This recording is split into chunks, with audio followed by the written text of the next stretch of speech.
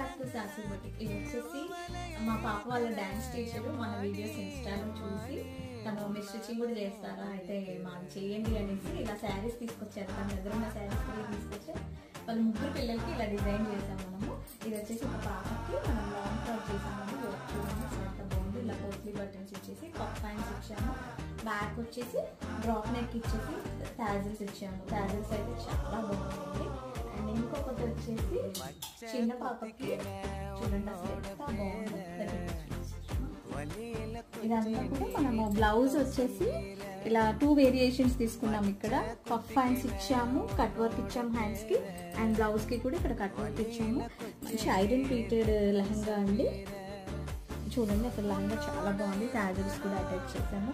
And next వచ్చేసి పెద్ద పాపదండి. పెద్ద పాపదైతే అసలు చాలా బాగుంది డిజైన్ అయితే. చూడండి అసలు ఇలా